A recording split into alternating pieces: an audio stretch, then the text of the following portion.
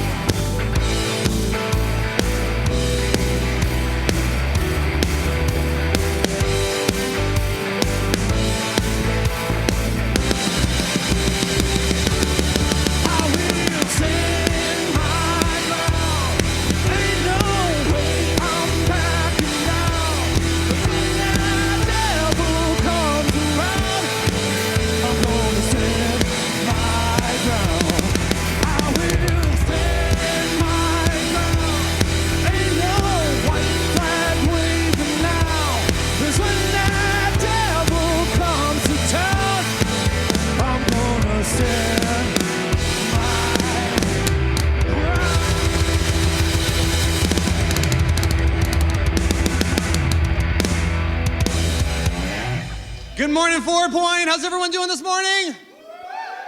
Oh, we can do one more notch better than that. How are we all doing this morning? That is awesome. My name is Steven Skinner. I'm one of the pastors here at 4 Point, and I am up here with Miss Sonia Streeter. Hi, good morning, everyone. If anyone knows, 4 Point is a community of faith, hope, and love, helping people find their purpose. Because we believe you were created on purpose. For a and we want to be part of that story any way we can. I just love it. I love hearing, like, I'm going to try to hear that person. Oh, yes, that's so awesome. All right, Sonia, if someone is new, what can someone expect here? Wait. Oh, First, kids, if there's any kids in the room, Miss Eileen is waiting in the back for you, so go join her and head upstairs to Kidman. No, Joe, you're not a kid. All right, no, Joe's coming in, actually. Oh, well. All right. Well, he is a big kid. All right, so if someone is new, what can someone expect here being at Forward All Point right, today? if you're new here to Forward Point, if you're joining us in person or online, we just want to thank you for stepping into a new community of faith. We know that it's sometimes not always easy, but we want to give you a warm welcome at our welcome desk. We have just a bag full of little goodies, and then we have Mama Skinner's famous banana bread. It's amazing. Yes. Please don't leave There without we go. it. We have it. We have Yes, just amazing. We also would like to send you a gift in the mail, so if you can text welcome to 883-2213. 883-2213. You Yes, did it. I did it finally.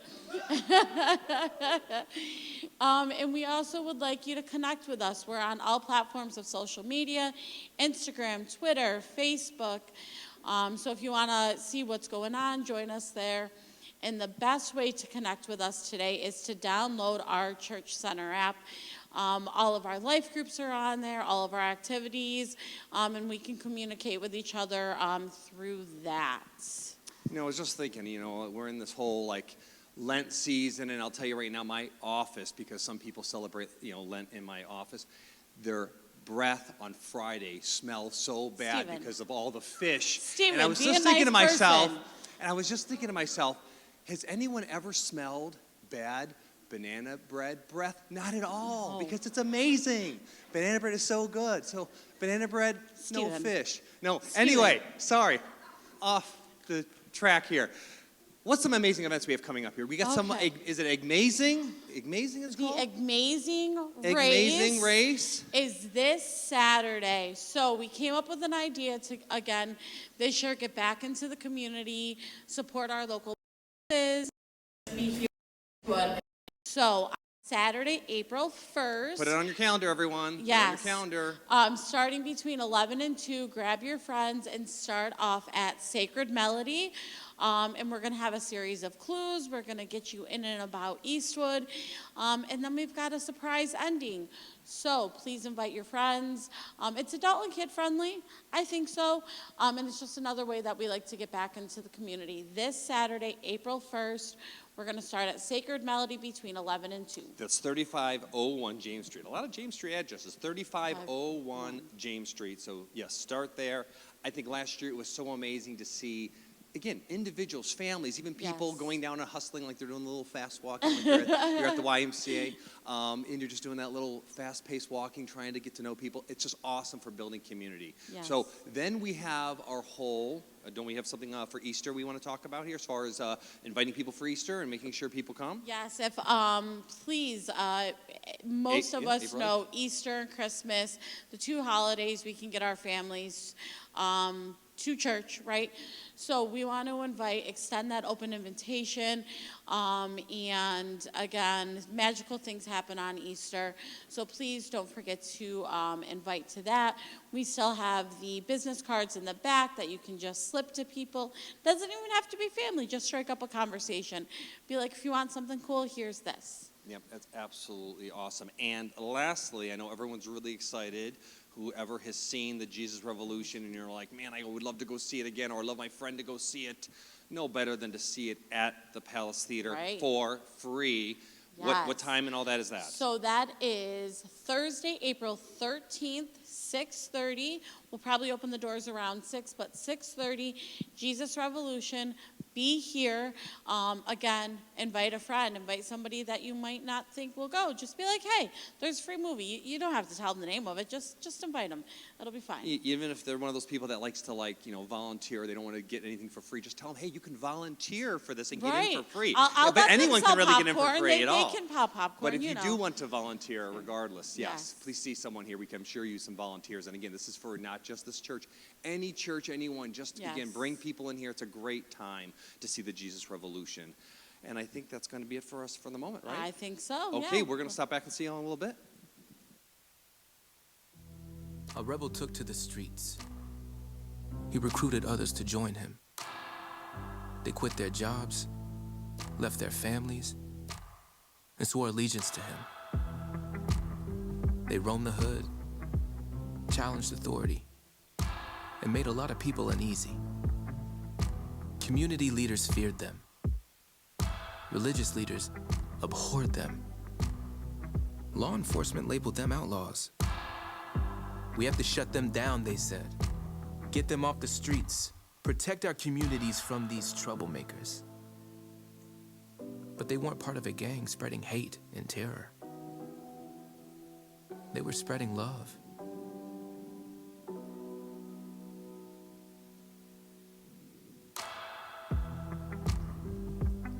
Good morning, Forward Point. How's everybody doing today?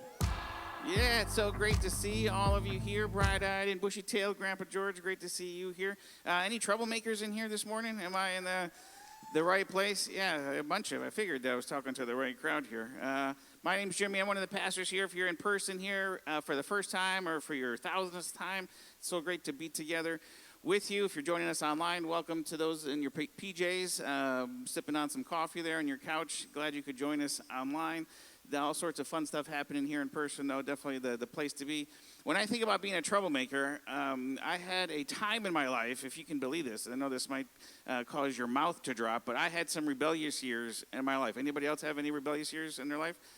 Yeah, we're still praying for Joey that he maybe comes to see Jesus at some point. But yeah, we all have some rebellious years in my life. And during the heart of my rebellious years, there was one time, because of some circumstances that I didn't like. Can you imagine a teenager not liking some things that their parents were telling them to do, right? I didn't appreciate, didn't like, didn't care for, did not want to follow the rules that my parents were laying down for me, so I decided to run away. Anybody ever run away before? I'm not to the mailbox. I mean like legit ran away. Yeah, Grandpa George? Yeah, all right. I ran away. I got my rollerblades on, okay, because I was smart. I didn't want to work too hard. I was going to let the wheels do all the work, but I packed a backpack, got my rollerblades on, and at the time, my family lived up on Onondaga Hill. And if you're familiar with Onondaga Hill, like there's not very many ways that are easy to get up and down Onondaga Hill, right? You got Seneca Turnpike, where, you might as well get out and walk. You'd probably get up faster than most of the cars. Or, through Fairmount Fair, it's not quite as steep as Seneca Turnpike, but it's still pretty steep. And I considered myself a pretty reasonable rollerblader. I figured I could handle, going down through Fairmount Fair. So I'm off of Howard Hill, going down, and I'm on my rollerblades, and I'm doing pretty good up until I get to that place where it's a church, that Nazarene church. I don't know if you know where I'm talking about, but it's really steep, right? And I cannot stop for the life of me as I'm just cruising down this road.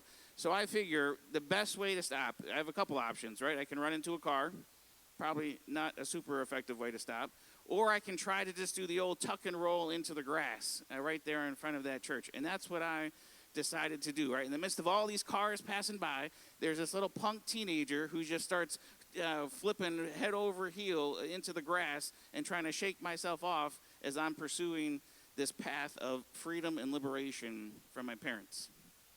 Not my finest moment, right? Not the smartest thing that I've ever done, but during that time, I kind of felt like I was being persecuted, like I was being wrongly judged, like I was going to be a rebel and do my own thing.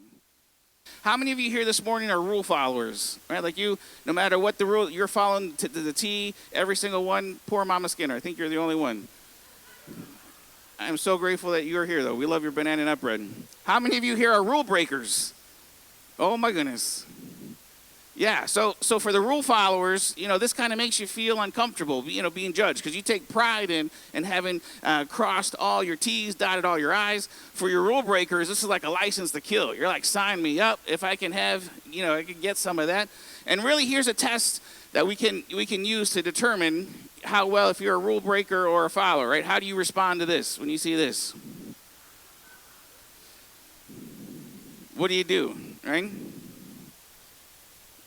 Yeah, so this is one of those things I didn't realize. I did a little research into this. Did you realize that these tags were actually made for the manufacturers and for the people selling them? So that when you buy it, if that tag is not there, then you realize that you're not buying something new. So now they've actually updated these tags where it says that they cannot be removed except for the consumer. So all these times you rule breakers thought you were being so rebellious and written and cut them off, yeah, you're really just a follower. You're really just a rule follower after all.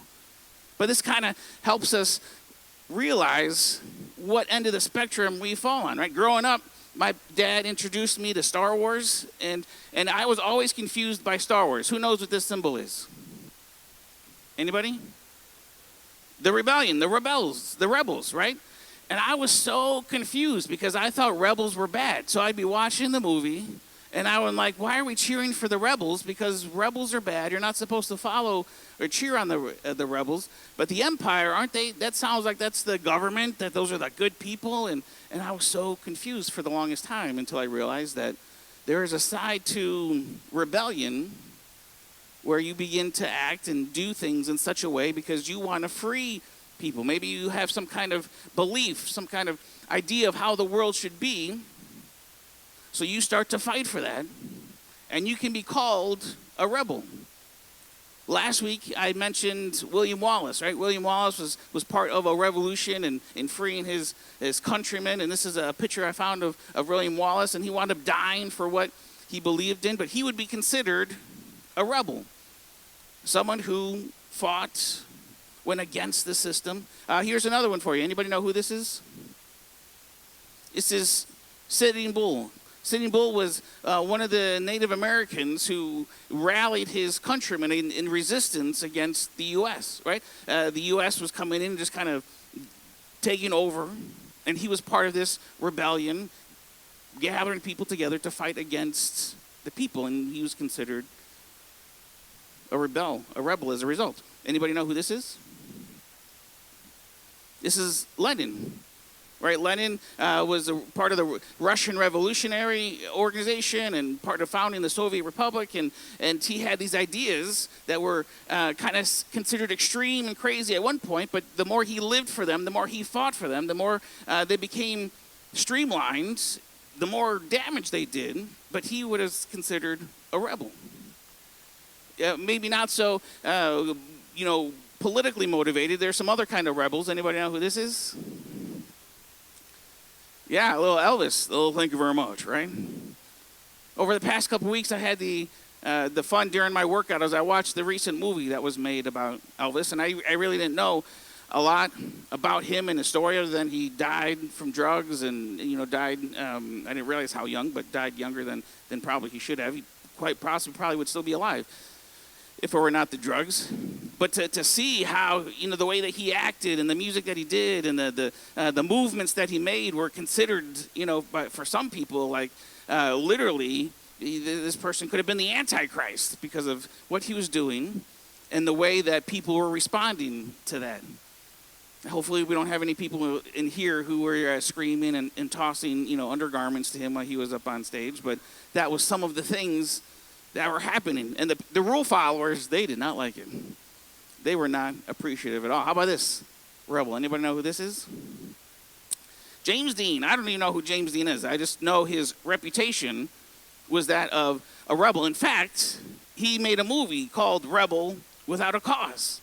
All right, this idea that sometimes there are rebels who they just want to be a rebel because they want to be a rebel, not because they have some kind of just cause that they're fighting for, but simply because they want to go against whatever system, whatever thought, worldview process is around them.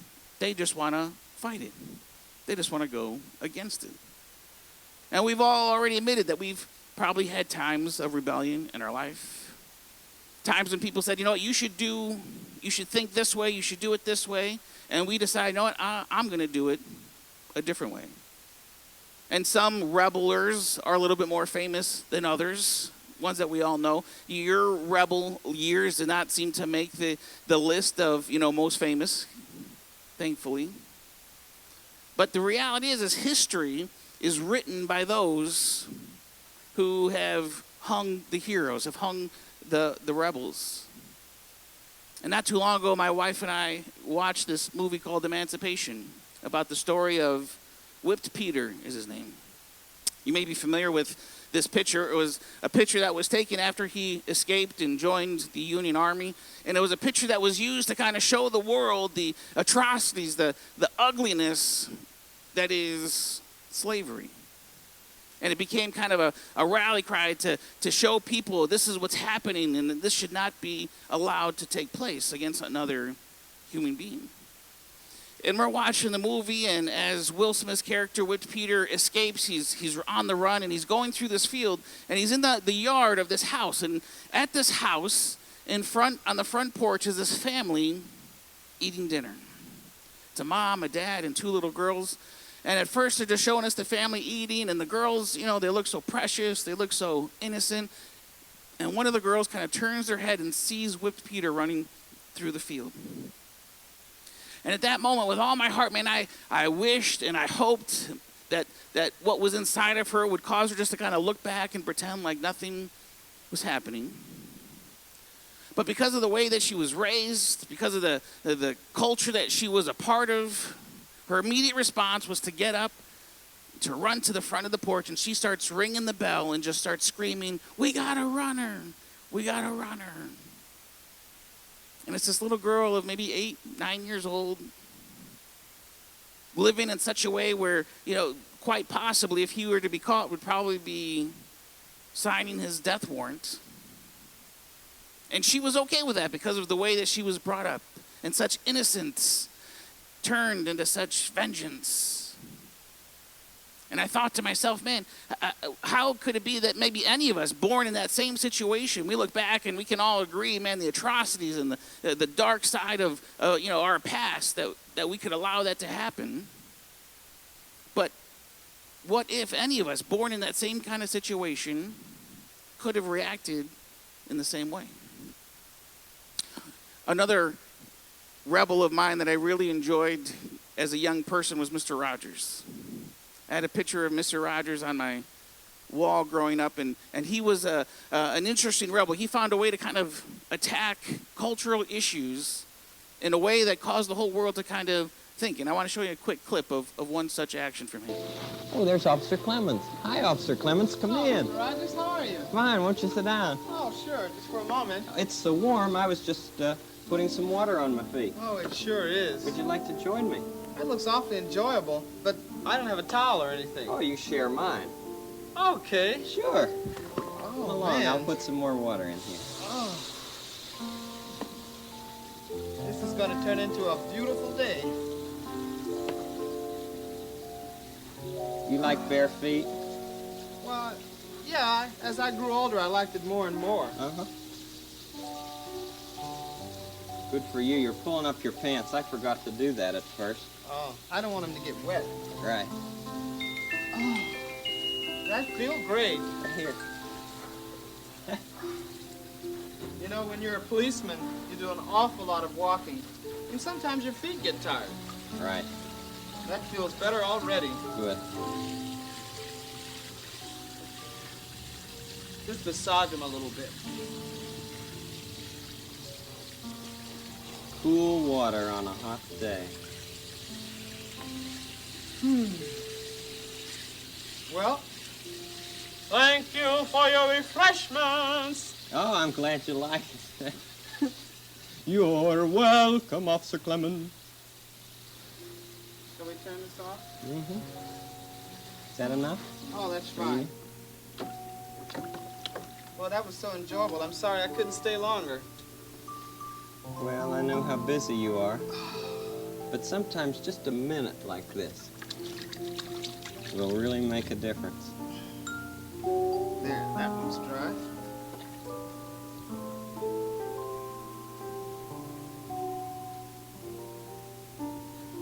And now, that one. Thank you. Mm-hmm. Who can put your hand in my hand and be ready to feel all safe and strong? You're a child, so you can do it. Children do it all life long. There we are. You have great boots to fill, Officer Clemens. Well, You thank you fill very them much. well. Thanks Thank for you. stopping by. So long. Have a good day. Bye-bye. Now, depending your age, there's a good chance you probably respond to that clip in different ways. If you're a young person, you're probably thinking that was entertainment, right? People sat down to watch that. That was kind of slow and dull. If you're a little bit older, you probably had some memories flooding back of maybe your favorite Mr. Rogers moments. But I love this was considered a great act of rebellion. This scene, this clip came out during the years of segregation. It was a time when you could not, as a white person or as an African American, swim in the same pool. You couldn't drink from the same water fountains. There was ones for blacks, there was ones for whites, and the two should not intermix.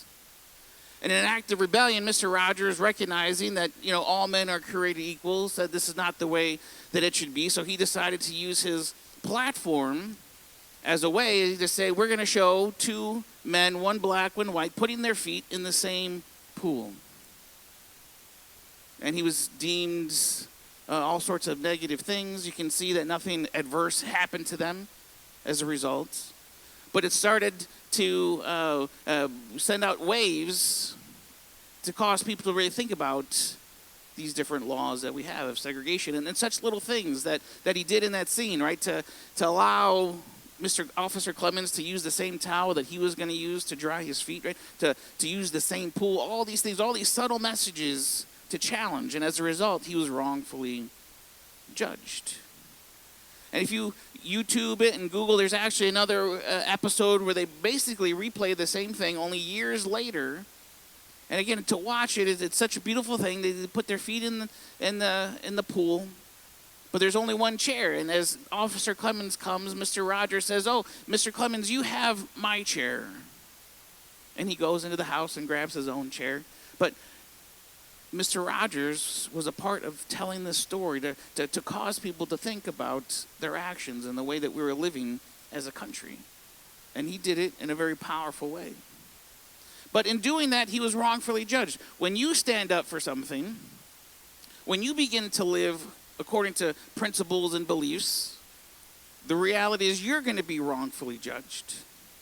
And when you're in those moments, when you are equally wrongfully judged, it's important for us to realize that we have a leader, we have a Savior who also was wrongfully judged, was also seen as a rebel, and he gets us. Now some of us, we just like to be wrongfully judged, right? We like to live in such a way that, maybe we're pious, maybe we look down on others, and you're not being wrongfully judged because you're standing up for something great that Jesus would have you stand up for. You're just being wrongfully judged because you're mean and acting terrible, okay? There's some people who kind of take enjoyment for that. But if we truly decide to say, the Jesus of the Bible, if we're going to get reintroduced to him, when we live in such a way, and here's really the key if you're taking notes, when you live counter to your sinful nature, you're going to be seen as a rebel and wrongfully judged. Notice it doesn't say when you live counter to sin. A lot of us, we love to live counter to sin. We like to point out in other people, oh, that is wrong. That you got to fix that if you want to come into a relationship with Jesus. You got to undo that if you want to hang out with my peeps in my church. Right? That's not what's going on here. It's not that we live counter to sin. We have to live counter to our own sinful nature. You have a sinful nature.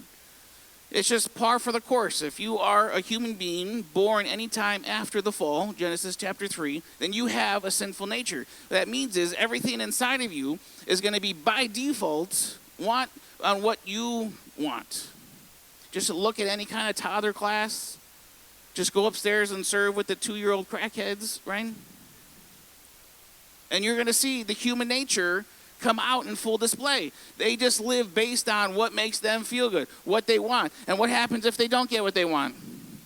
Right? And unfortunately, there's some adults who are still acting like the 2-year-old crackheads, right? I'm not going to mention any names. Nobody. It's the church down the street has got all those people. Nobody here at Forward Point. But we have a sinful nature based on my rights. And you look at any addiction, anything that is counter to the way that Jesus would want us to live. And it's all about, man, this is so much better to do it my way.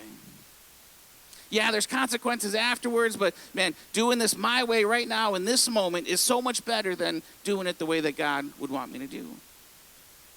And unfortunately, we even see that in 2023. We see that in modern Christianity, where we live our Christianity not based on how Jesus would want us to live, but based on what would be easier, more convenient, based on my rights, based on what it looks like to be an American. For some of us, we're a lot more American than we are Christian. And when it comes to truth, Forward Point, the reality is that truth is not a weapon, it's a lifestyle.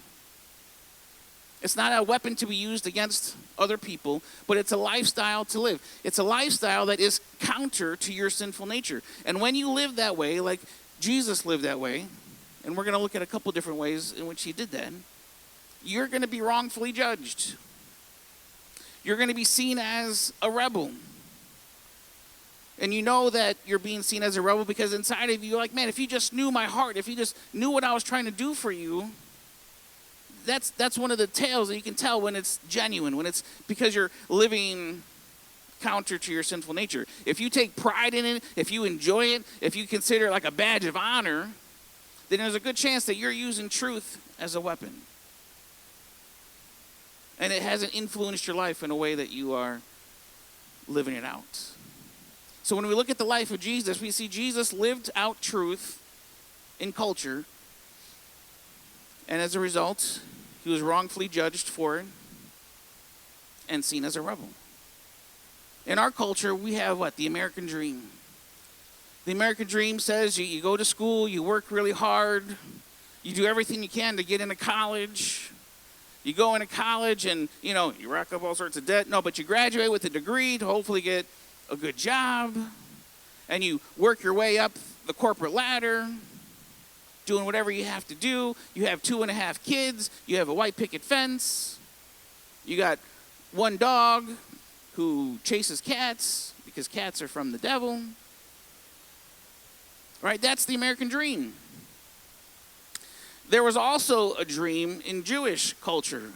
When Jesus comes onto the scene, kind of the culture for any Jewish young boy was to go into school. And at as young as 5 years old, what they would do is they would begin to, as a family, and then at school, 7 days a week, they would be memorizing Scripture, memorizing parts of the Old Testament.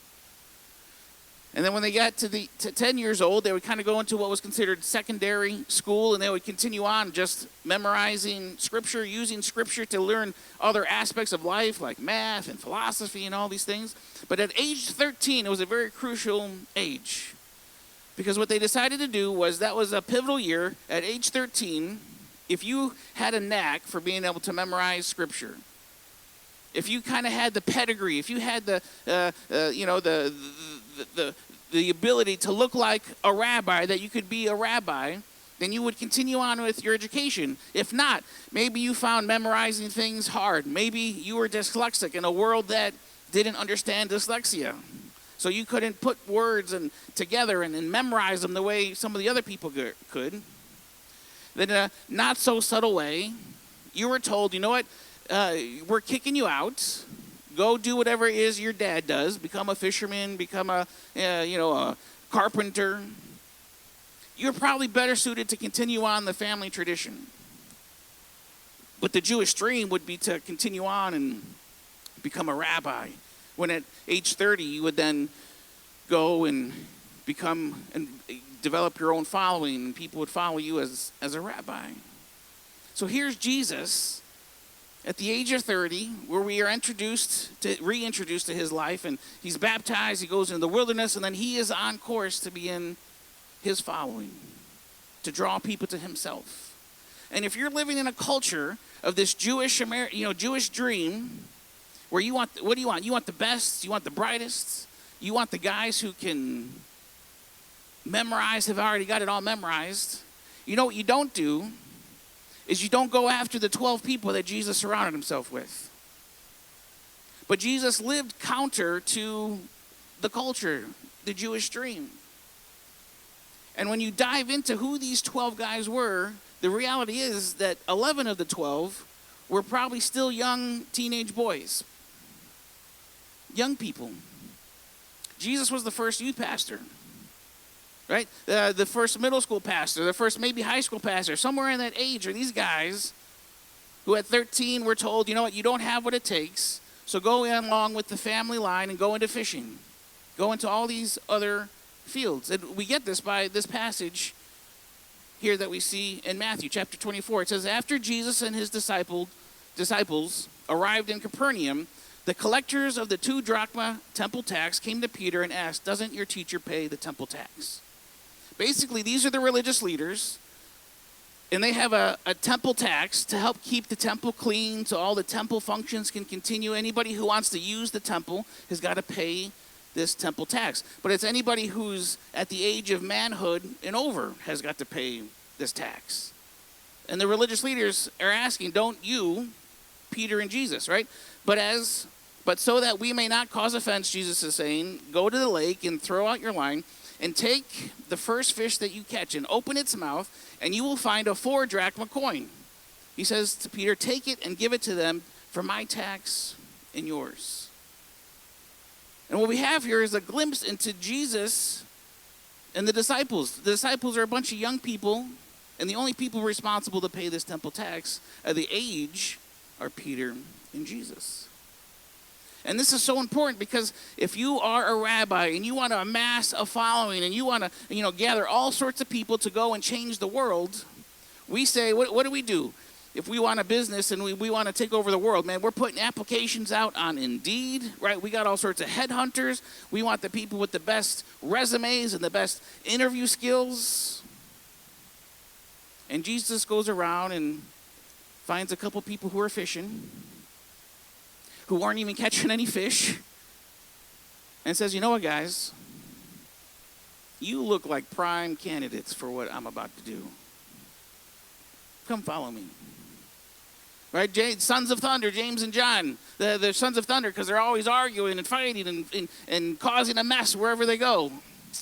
You know what, guys? I think you got what it takes. I mean, not where you're currently at in life, but I think through a process, I think in a world where everyone else looks at you and counts you out, and where everyone else looks at you and has wrongfully judged you that you don't have what it takes, I think we can do something with you. And Ford Point, this is so important because, I grew up in a system where I went to Bible school, and ever since I graduated Bible school for a large portion of my life, I bit into this idea that I was just, the best course of action was to go after the bigger, better deal.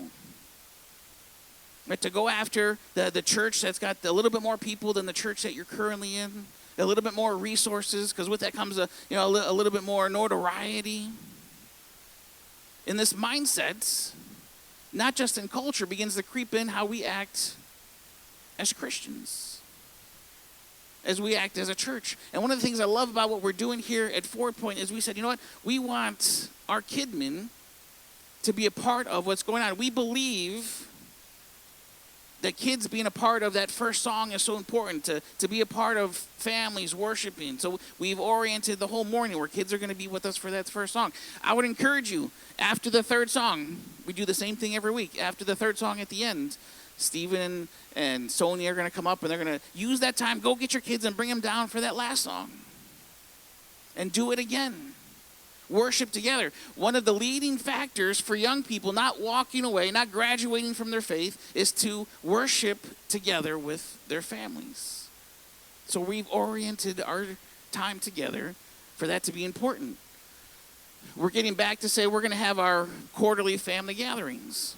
So April, the last Sunday in April, is going to be a family gathering, and we're brainstorming, and we're saying, man, we're going to throw all sorts of decorum and things out the window, and we're just going to do whatever it is that we feel like is going to be meaningful to establish this DNA of family ministry, that we're in this as family. And guess what, Ford Point, you may be here and you say, oh, the good news is I don't have any kids, so I don't have to deal with the crazy 2-year-old crackheads.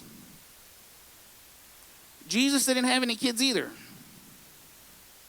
but he recognized that this is important. He recognized that this is going to become essential to the explosion of the New Testament church, is this group of young teenagers who are sons of thunder, who are terrible fishermen, who are disliked tax collectors, all sorts of people who know nothing other than being wrongfully judged. And he chose to say, you know what, I'm going to give you the best years of my life.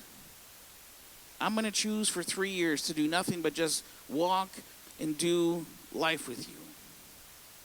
So 4 point, I got to be honest with you, we are so blessed here to have someone in Kidman leading in Kylea, in the way that she cares for and the way that she loves our young people. So if you're not in Kidman, at the very least, every week you should be walking up to her and giving her a high five and say, man, thank you so much for what you do.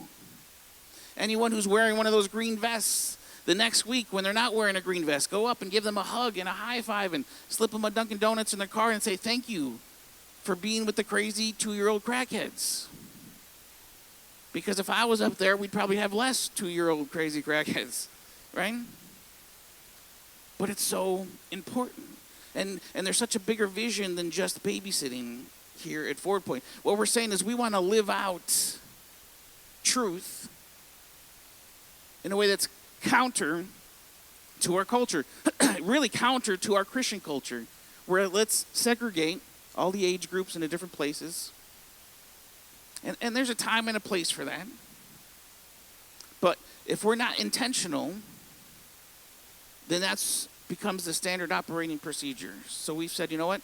We're going to become intentional where we're going to have everybody, we're going to challenge everybody to be somehow getting involved with rubbing shoulders with people who are in a different generation than you, because Jesus lived out truth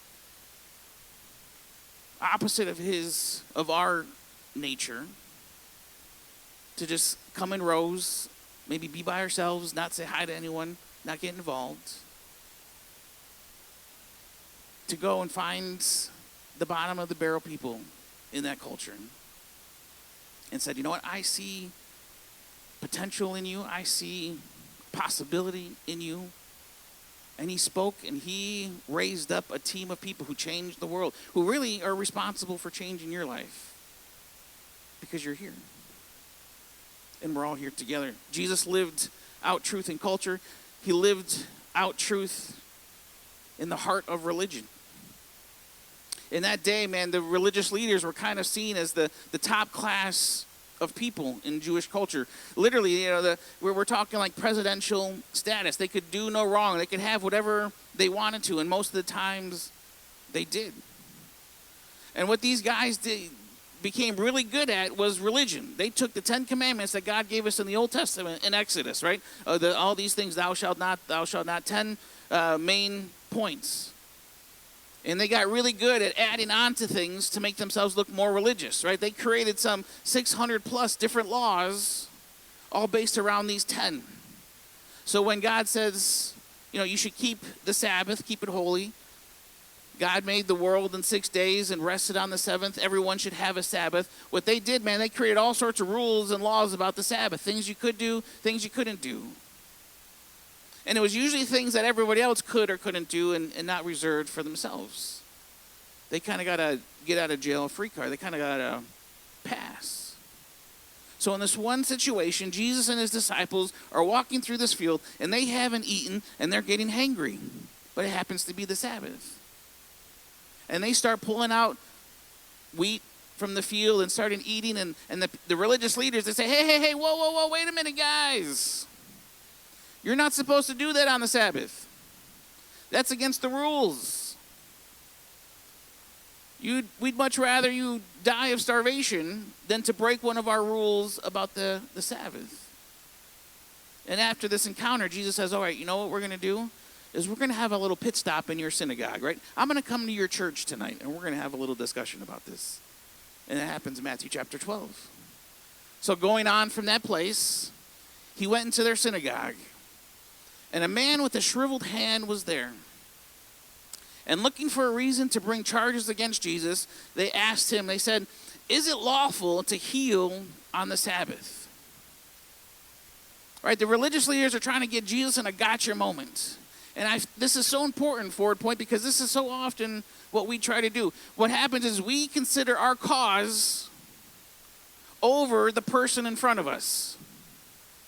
Right? The person with the shriveled hand is there. It's not, like he can't hear what's going on. It's not a deaf person walks into the synagogue. It's a guy with a shriveled hand. And he hears the very people who are supposed to reflect God on earth, and all they care about is a process and a formality and have no sense of care for him as a human being. As someone created in the image of God, which Jesus doesn't take too kindly to. So he said to them, if any of you has a sheep and it falls into a pit on the Sabbath, will you not take hold of it and lift it out? Like you religious leaders, you got everything worked out in such a way where everyone else has got to be subjugated to these overbearing rules. But if your sheep falls, if your life is inconvenienced, you get to do what you want. So he says, how much more valuable? And I think this is the first part of the miracle. This is where the healing really begins, because for this person with the shriveled hand, who for all of his life has probably been unrightly judged. Was it because of something sin he did, a sin his parents did? It was kind of a theme to the religious leaders.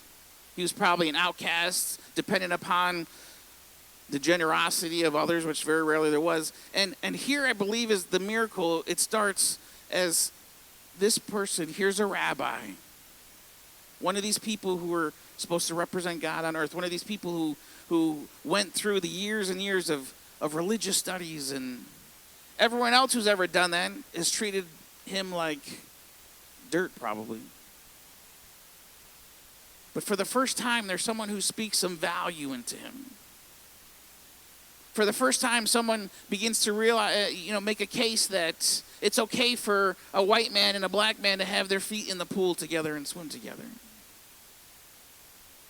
And Jesus begins to undermine their current way of thinking, their current operating system. He says, how much more valuable is this person than a sheep? So he says, therefore it is lawful to do good on the Sabbath. And I love, if you read the same story, it's in Mark chapter 3. And in Mark chapter 3, Mark makes an interesting point. He says that Jesus looked around at them in anger. Jesus got angry. Right? In fact, he told us, in your anger, don't sin. It's going to be a part of life. You should be getting angry. If you're not angry, then you're probably not alive or attuned to the world around you. You should get angry, but in your anger, don't sin. And what Jesus does is he models for us what we do with our anger. This is a point that came up in our life group this last week. What do we do when we feel this anger? And Jesus shows us. He says, then he said to the man, stretch out your hand. So he stretched it out, and it was completely restored, just as sound as the other. But the Pharisees went out and plotted how they might kill Jesus. You see, Jesus redeemed anger.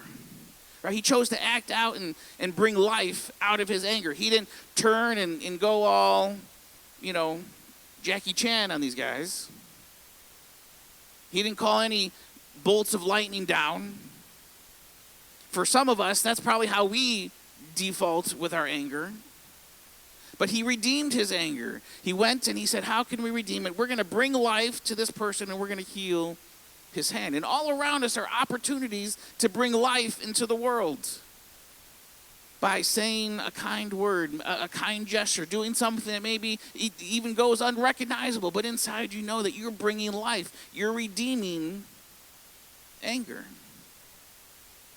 Whereas the Pharisees, they didn't redeem it, they relived it, right? Constantly plotting that anger. How are we going to get Jesus? How are we going to get Jesus? We got to get Jesus. Guys, we got a emergency committee meeting. We got to get Jesus.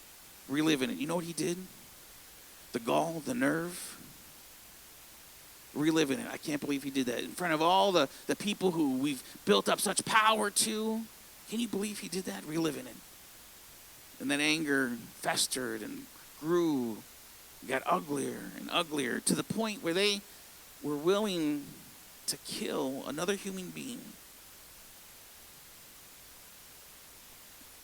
That's where anger can take any of us if we allow it to. If we choose to relive it instead of allow it to be redeemed. And this is so important, this idea of living out truth, even in religion, even in a Christian nation that America has been called for so long.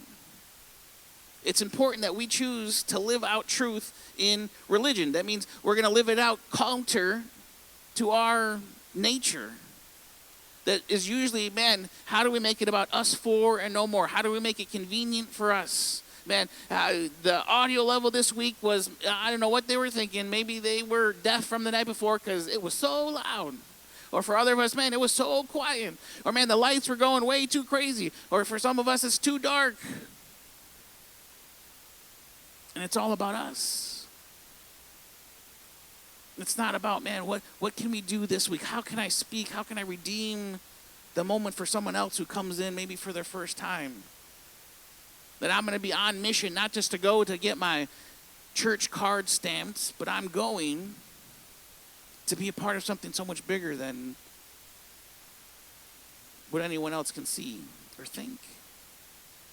Even in religion. And this idea of healing on the Sabbath is an idea that all four of the gospel writers include in the life of Jesus. There's not many things that all four gospel writers include, but this one, three of the gospel writers, the same story, and the other completely different story, but the same idea of healing on the Sabbath. This idea of we have to live out truth, even in religion sometimes, because our default is going to be to just live it out according to what is best and easiest for us. So we see Jesus who lived out truth in culture, who lived out truth in religion, and then lastly we see Jesus how he lived out truth in society, in the cultural norms and the way that they interacted with each other, the laws and the rules. And there's this interesting, powerful story where Jesus comes face to face with someone who has leprosy. Now, leprosy is not really a disease that we have too much experience with here in America. It's kind of, but in some third world countries, it's something that happens. But it's a very gruesome disease to have. I mean, there's what it does to your body, you know, parts that have leprosy, it literally could be over a fire burning, and you can't feel it. You can probably smell the flesh as it's melting. Probably doesn't smell so good, but you can't feel it. The slightest, hit on the nose, if you got leprosy on your nose, could literally knock your nose off. That's how fragile your body becomes, how dead it becomes to leprosy. So as a result, in this culture, leprosy was seen as this disease that was contagious, this disease that was some kind of sign of God's disfavor on you. And we see Jesus respond differently here. In Luke, it says, while Jesus was in one of the towns, a man came along who was covered with leprosy. All over his body, covered with leprosy. And when he saw Jesus, he fell with his face to the ground and begged, Lord, if you are willing, you can make me clean. And I thought this was such an important point to not gloss over, that this man whose body is so fragile did not consider it too much of a risk to just fall at the risk of maybe a finger coming off, at the risk of maybe losing some kind of body part because of what this disease has done to his body. He didn't care. In the presence of Jesus, he just had to fall at his feet and beg. And for a second, pause and think about who is the leper for you in your life.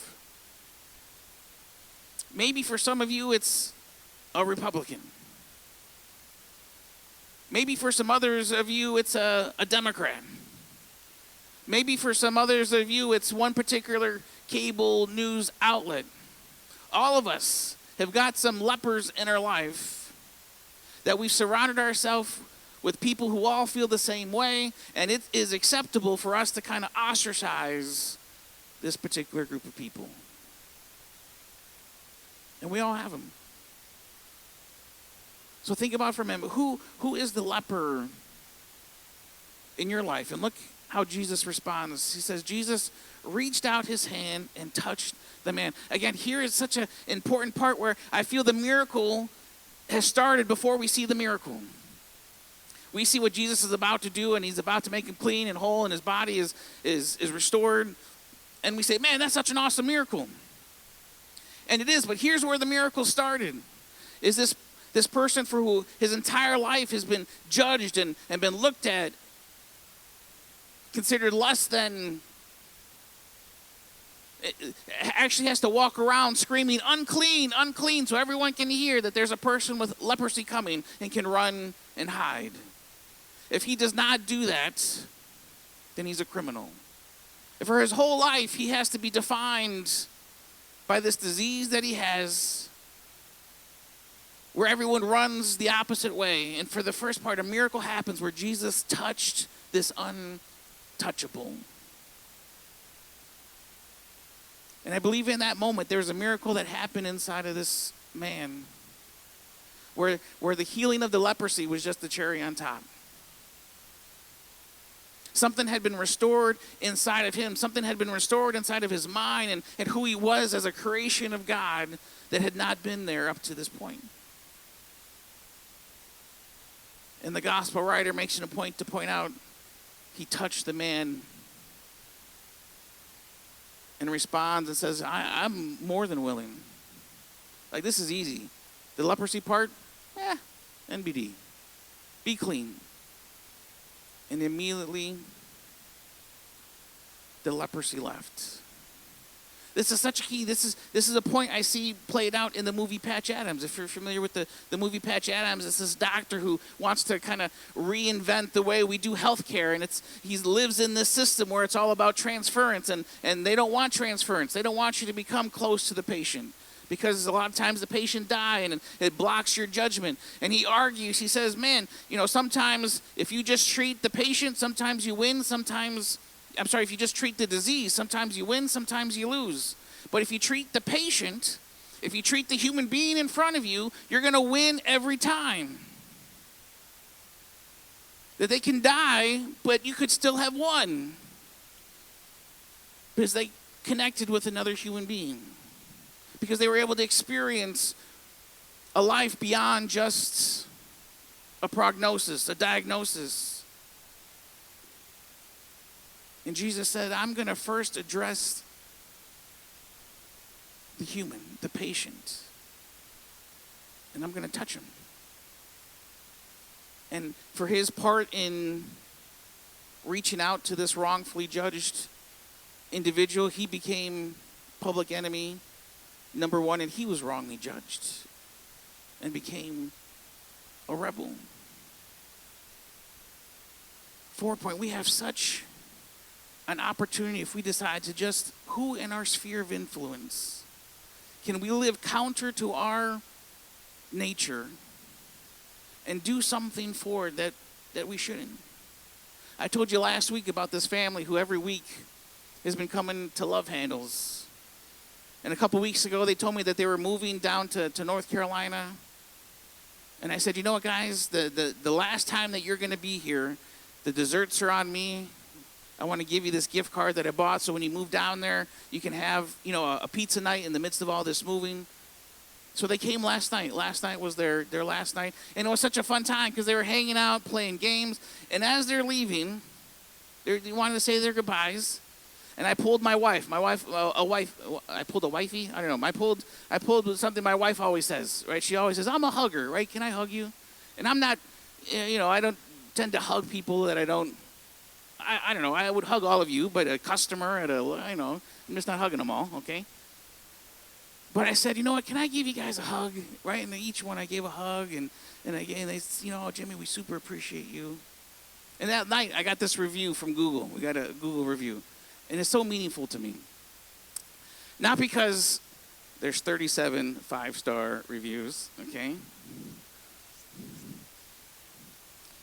Speaking of which, if you've never given Forward Point or Love Handles a review on Google, do you love Jesus?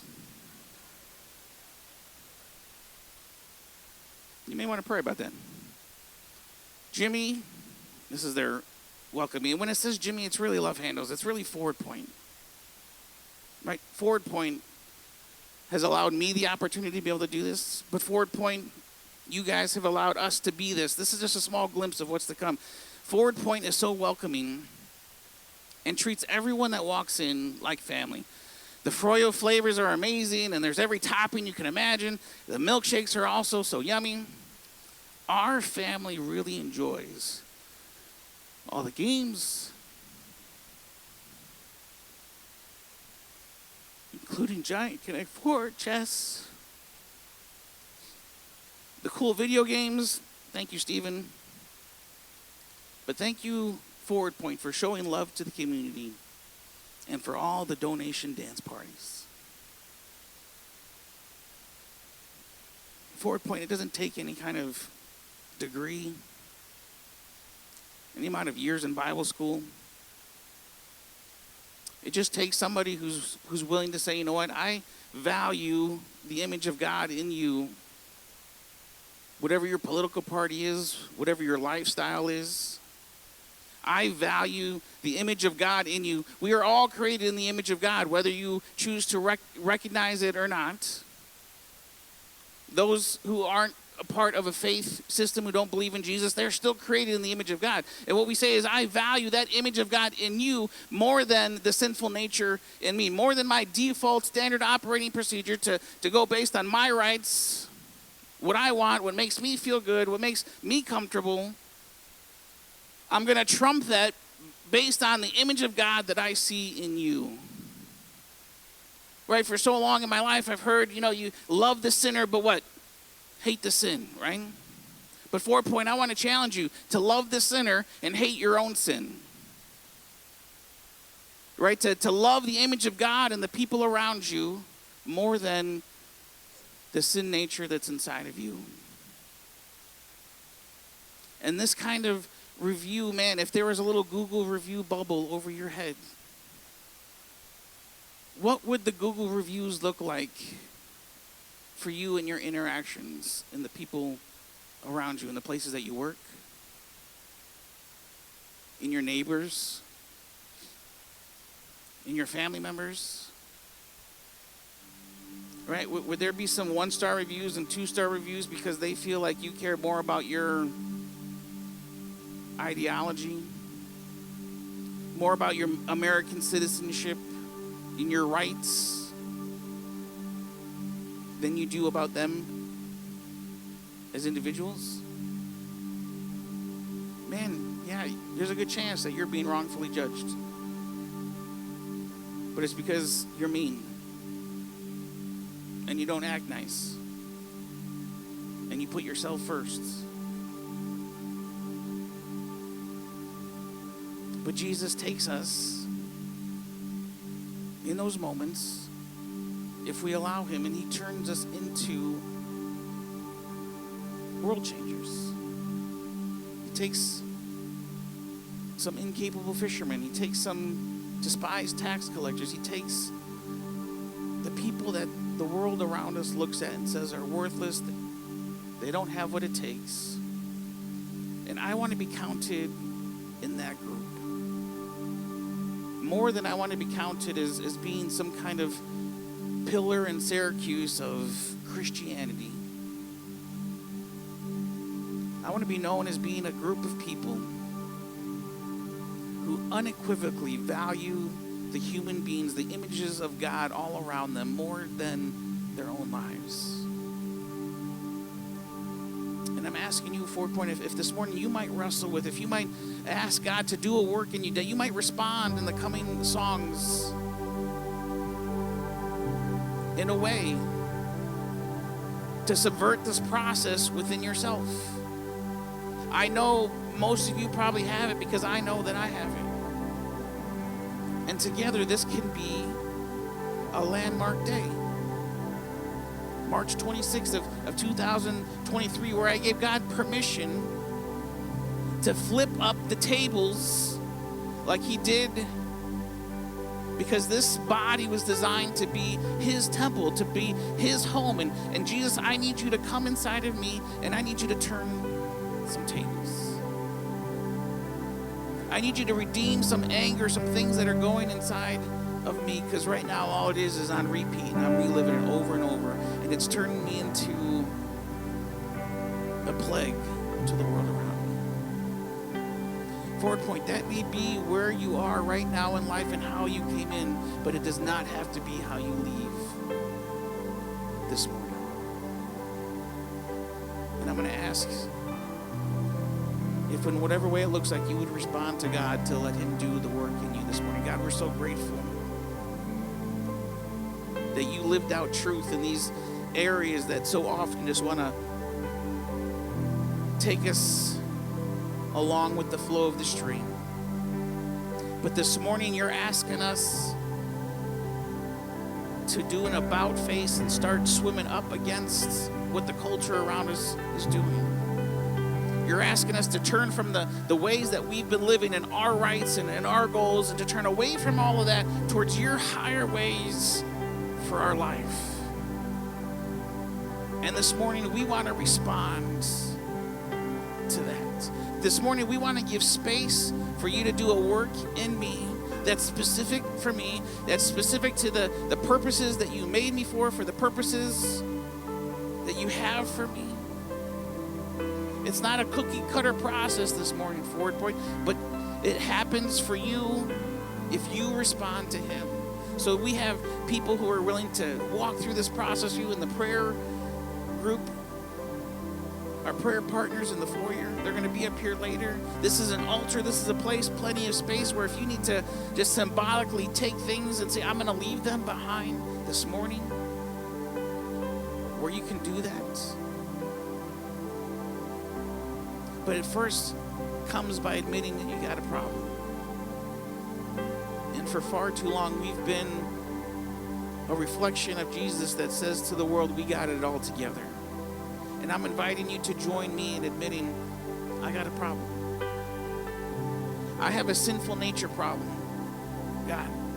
I have a problem that I, by default, go after this sinful nature desire that's inside of me. But this morning, I want to subvert it. I want to give you permission to turn it upside down in my life.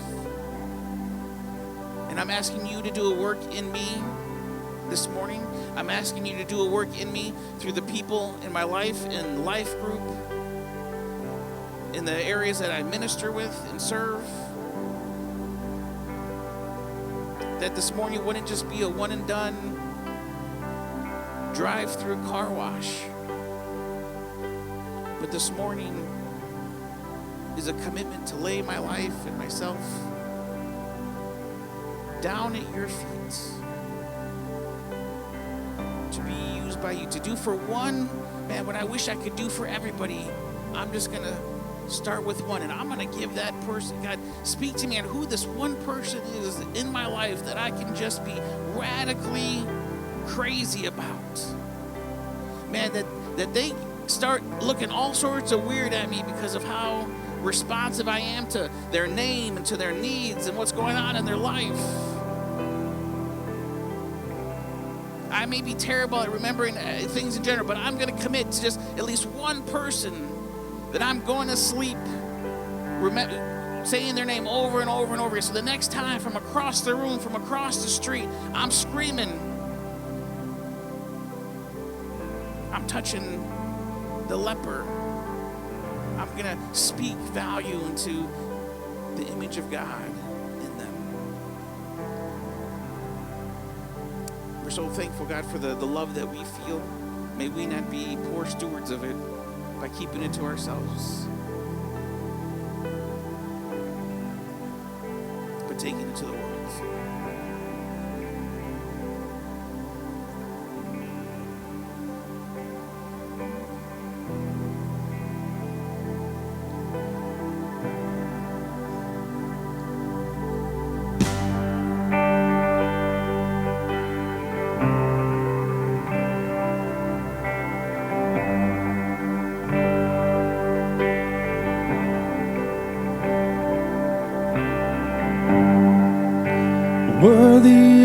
every song we could ever sing. Worthy of all the praise we could ever bring. Worthy of every breath we could ever breathe. We live for you.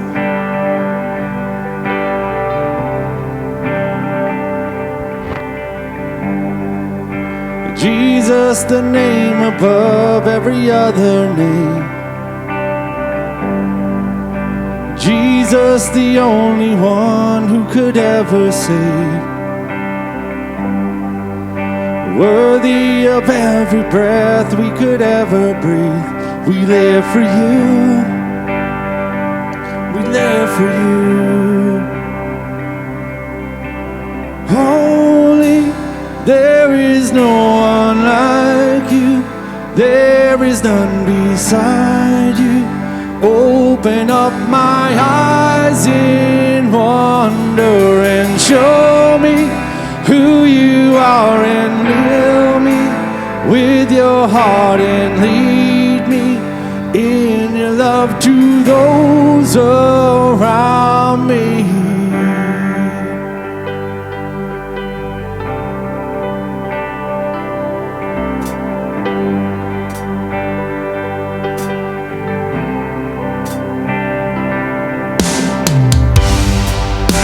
Worthy of every song we could ever sing.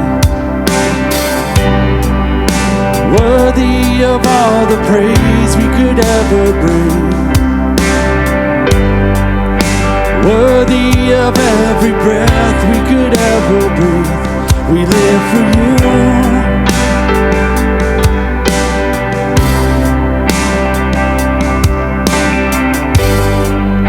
Jesus, the name above every other name. Jesus, the only one who could ever save. Worthy of every breath we could ever breathe. We live for you. We live for you. Holy, there is no one like you. There is none beside you. Open up my eyes in wonder and show me who you are, and fill me with your heart and lead me in your love to those around me. Holy, there is no one like you. There is none beside you. Open up my eyes in wonder and show me who you are, and fill me with your heart and lead me in your love to those around me.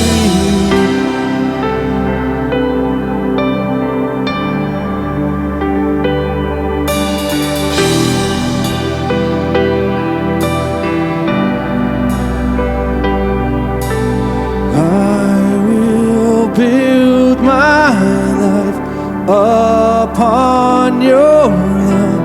It is a firm foundation. I will put my trust in you alone, and I will not be shaken. I will build my life upon your love. It is a firm foundation. I will put my trust in you alone,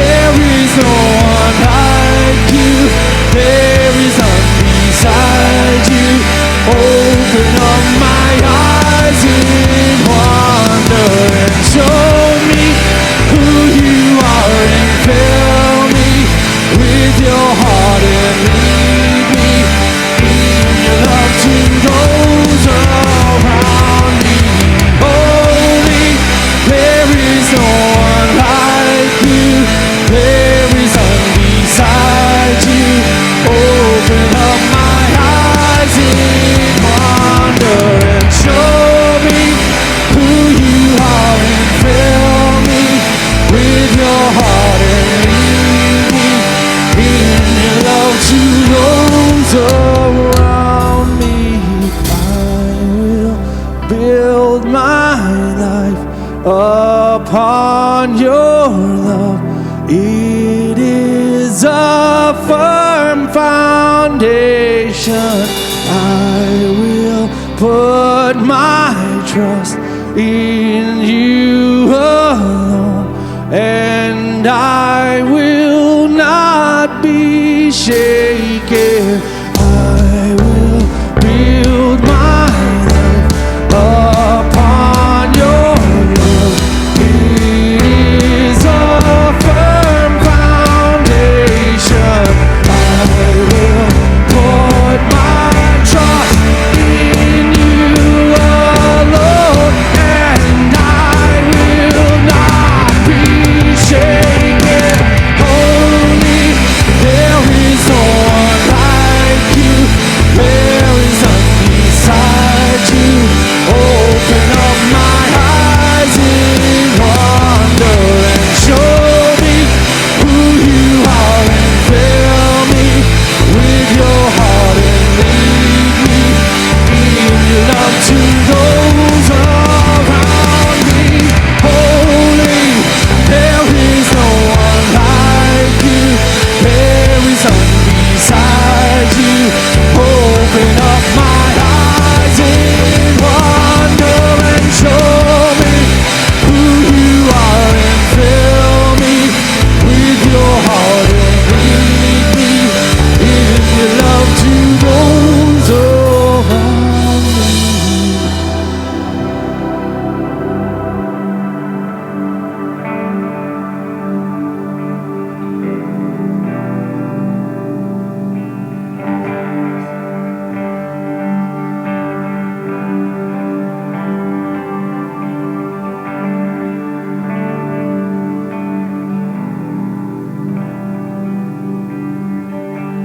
Show me, Lord.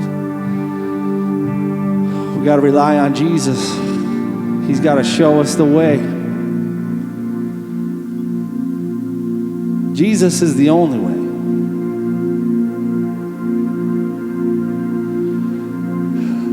Thank you, Jesus. Show us, Lord, how to love like you do. It's so important. Teach us to be unoffendable, because we are so grounded in who we are in Christ that we won't be offended by those around us. And we can stop the cycle. And we can learn to love like he loved. His ways are greater. His ways are higher than the ways of the world. It looks like foolishness to them, but we know that it is a firm foundation, the way of God. Jesus.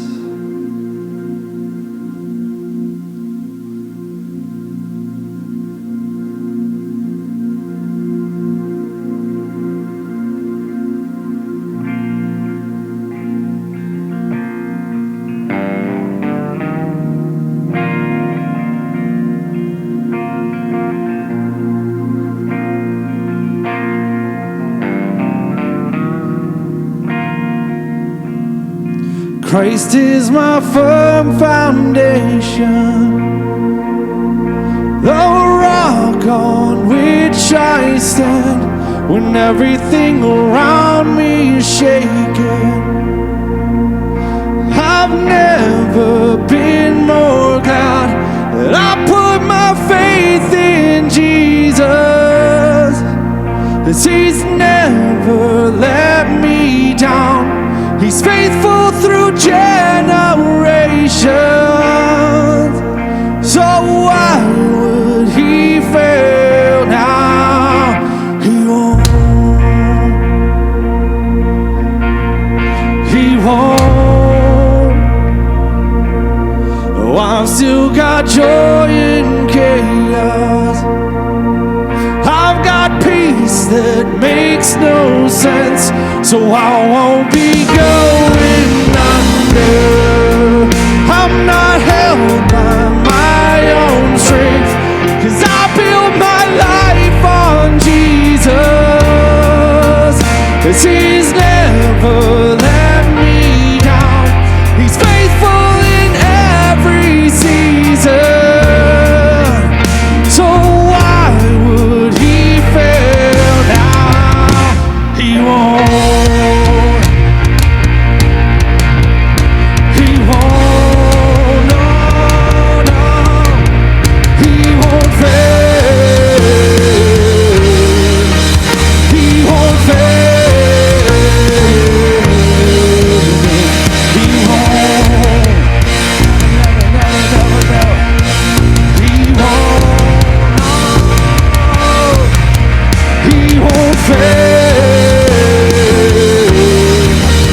He won't fail. Christ is my firm foundation, the rock on which I stand. When everything around me is shaking, I've never been more glad that I put my faith in Jesus, 'cause he's never let me down. He's faithful through generations. So why would he fail now? He won't. He won't. No, no, no. He won't fail. He won't fail. No, he won't. He won't. No. He won't fail. He won't fail.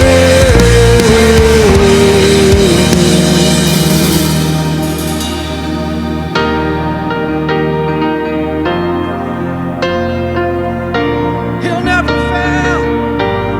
He never will. He's never failed. Jesus is a firm foundation. No matter what comes, no matter what you're up against, he is the way. He is the foundation. He is the rock. Rain came, wind blew, but my house was built on you. I'm safe with you. I'm gonna make it through. Rain came, wind blew, but my house was built on you. I'm safe with you. I'm gonna make it through. I'm gonna make it through. 'Cause I'm standing strong on you. I'm gonna make it through. 'Cause my house was built on you. Christ is my firm foundation, the rock on which I stand. When everything around me is shaking, I've never been more glad that I put my faith in Jesus, 'cause he's never let me down. He's faithful through generations. So why would he fail now? He won't! He won't! He won't fail.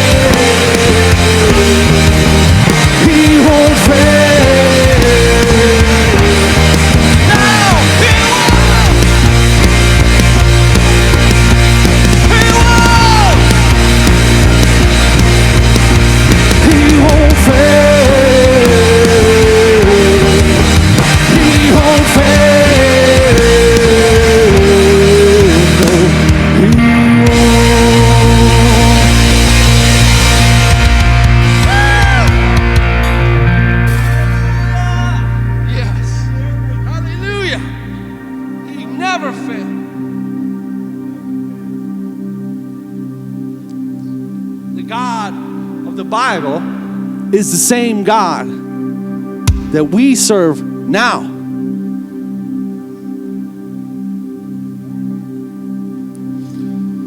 Hallelujah. He is the same.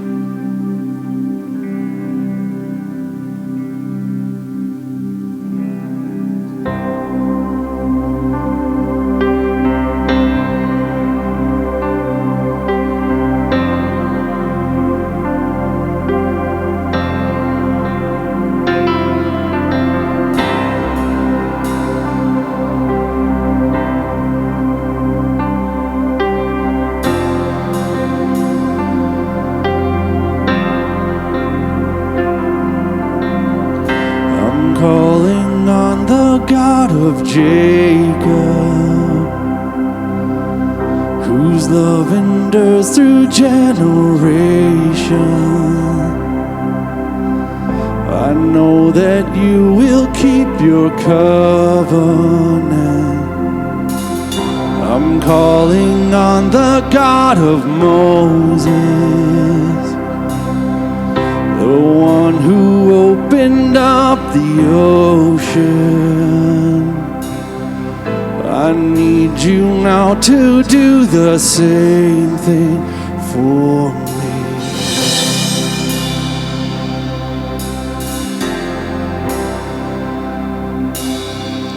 Oh God, my God, I need you. Oh God, my God, I need you now. How I need you now. Oh rock of ages, I'm standing on your faithfulness, on your faithfulness.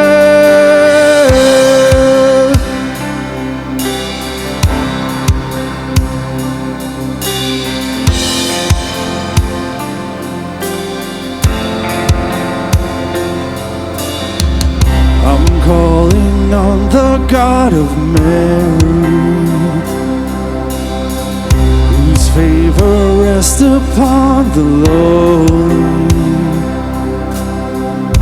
I know that with you possible. I'm calling on the God of David, who made a shepherd boy courageous.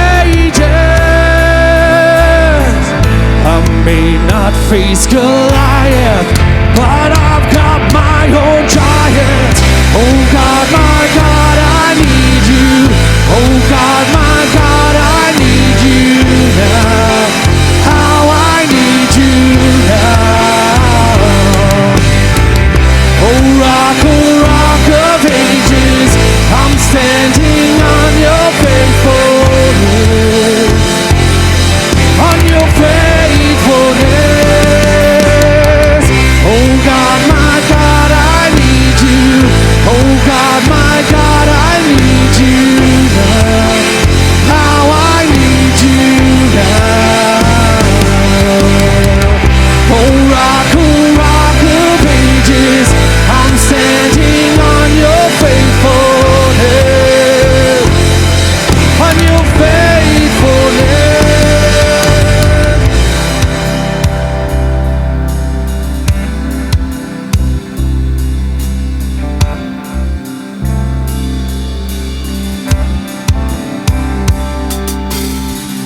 You heard your children now. You hear your children now. You are the same God. You are the same God. You answered prayers back then, and you will answer now. You are the same God. You are the same God. You were providing then. You are providing now. You are the same God. You are the same God. You moved in power then. God move in power now. You are the same God. You are the same God. You were a healer.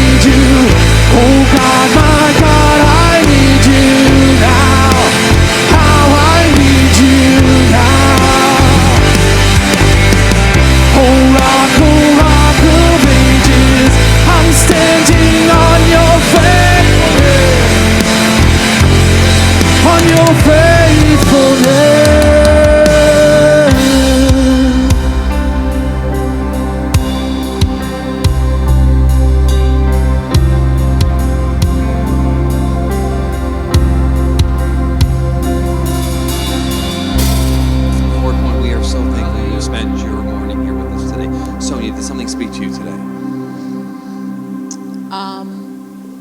I read his thing about how truth is not the enemy. Often we want to hide from the truth, or if the truth is pointed out to us, we want to turn the other way, especially if it's something we're ashamed about, or things like that. And I was having a conversation with my mom yesterday, and she was saying some things, and I'm like, Mom, I don't want to hear that right now. And she was like, well, if you don't like what I'm saying, you need to look at why that's offending you.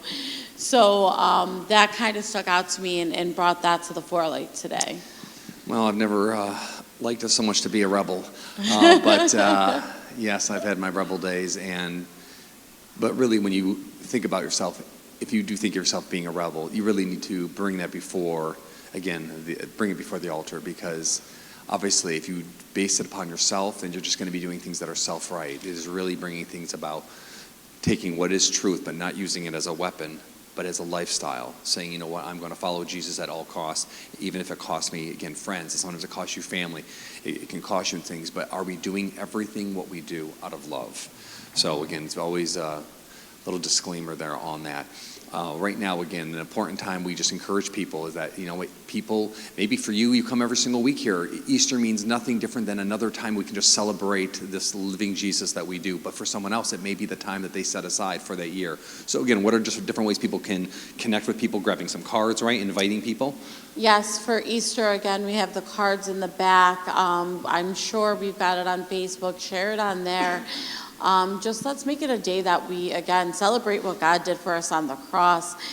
That's the most important about Easter, is we just want people to see that Jesus loved us so much, he went to the cross for us. So I think that's most important that we get that out.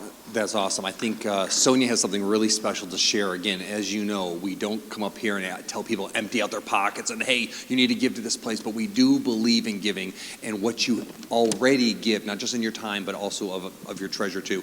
This is a letter she's going to read from someone near and dear locally to us. Okay. So as you all know, we collected money for the Huntington School that we've kind of partnered with because it's our neighborhood school. So the principal wrote us this letter. Bear with me.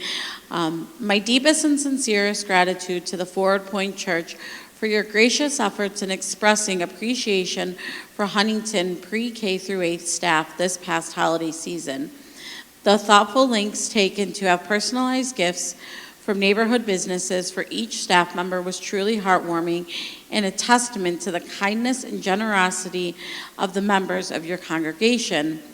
These considerate gifts from the local businesses have allowed many to extend their patronage as seasoned customers, while others have the opportunity to begin new connections. The caring gestures of the Forward Point Church have touched the hearts of our staff, and it is a great feeling knowing that the hard work and dedication of our educators is being recognized and appreciated by the community. We are truly grateful for your support, and we feel blessed to have you as a partner in our mission to provide the best education for students. Thank you again for your display of kindness, generosity, and appreciation for the Huntington pre-K through 8 family. The continued celebration of the Huntington family by the Forward Point Church is invaluable and truly appreciated. We express our sincerest gratitude, and Huntington looks forward to continuing our collaboration and partnership in the future. You guys can give yourself a hand on that. This is what we are about. For God so loved the world that he gave. Again, it's not just monetary things. It can be time, and that's why we are so big about giving back. And again, this is coming from a school principal. Doesn't have to write that out, but we make it a point that we want to give back to let our teachers know and our community know how much we love them. I know Jimmy has said many times before that literally if this church wasn't here, you would literally want to have it be almost like a void in the community.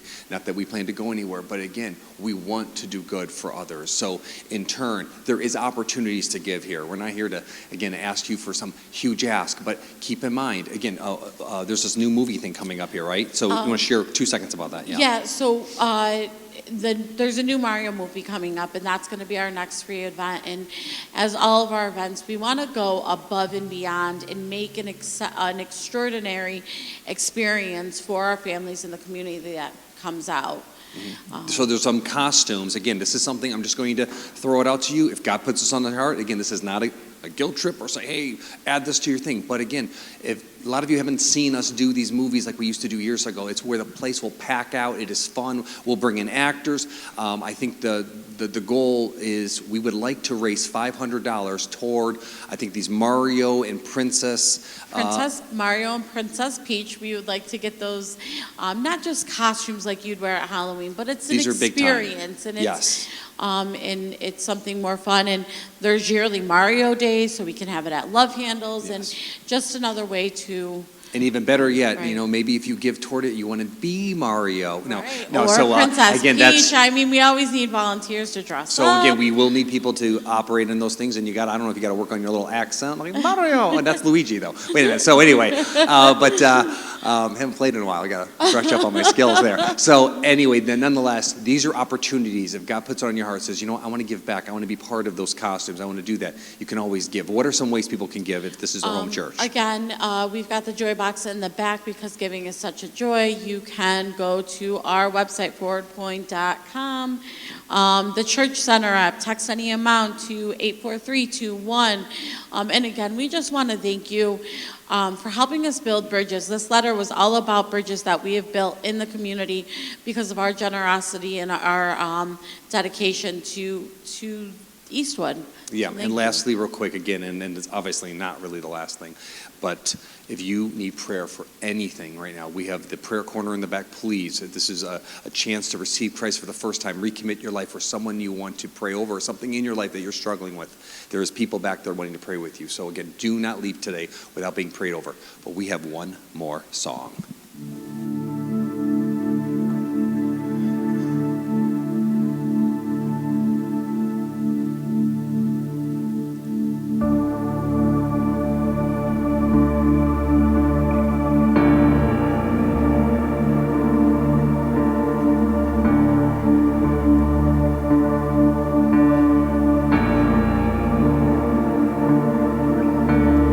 God of Jacob, the great I am, King of angels, Son of man, voice of many waters, the song of heaven's throne, louder than the thunder, make your glory known.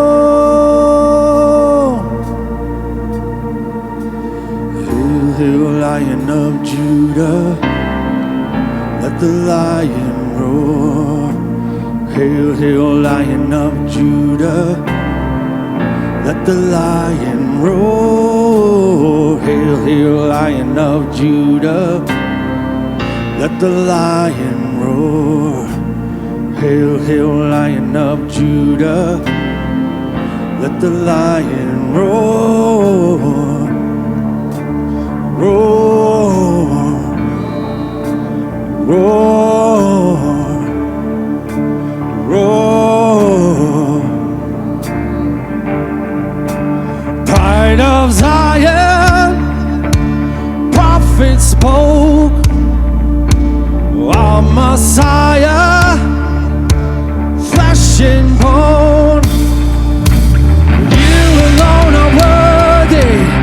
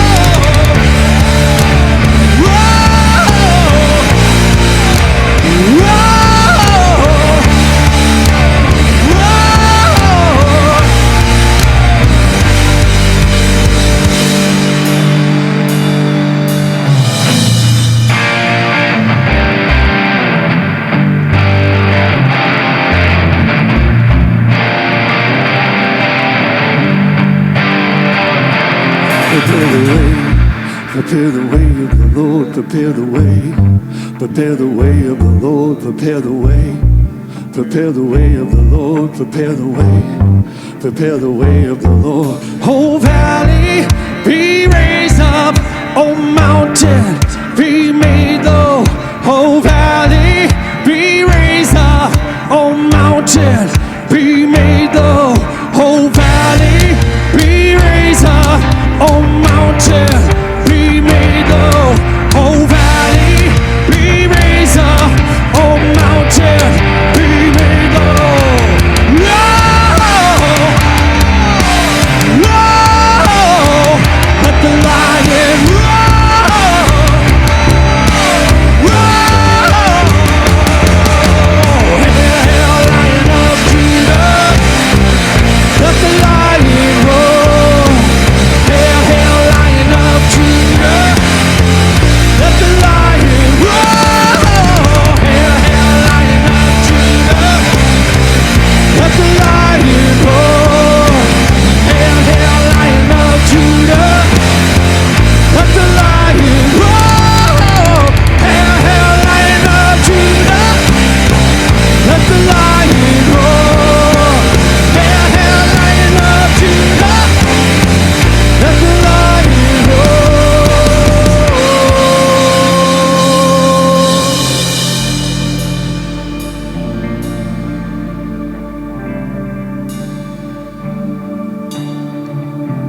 Let the lion roar. Oh, hear the lion roar.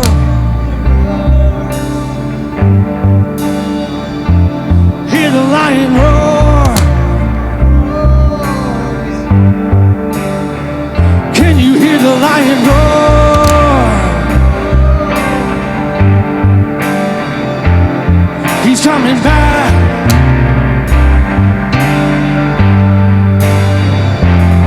He's coming back.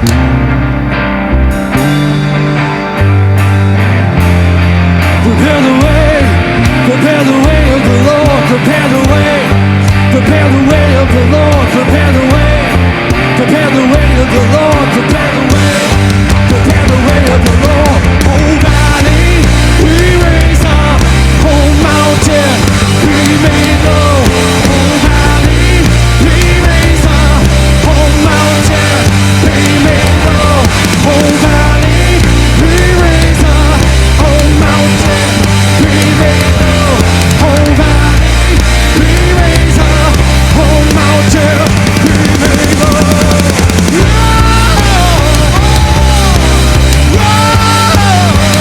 Let the lion roar.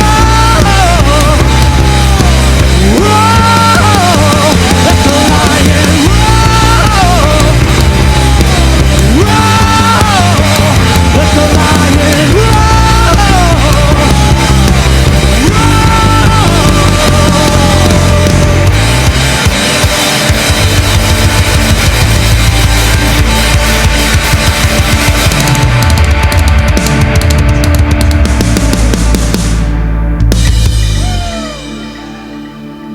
Let him roar.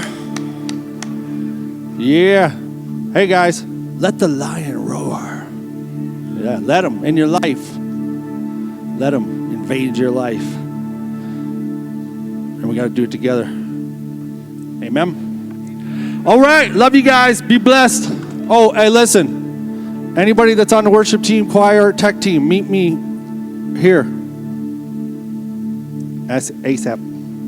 Or whenever. Go to the bathroom. Do whatever you guys got to do. All right. Be blessed, guys.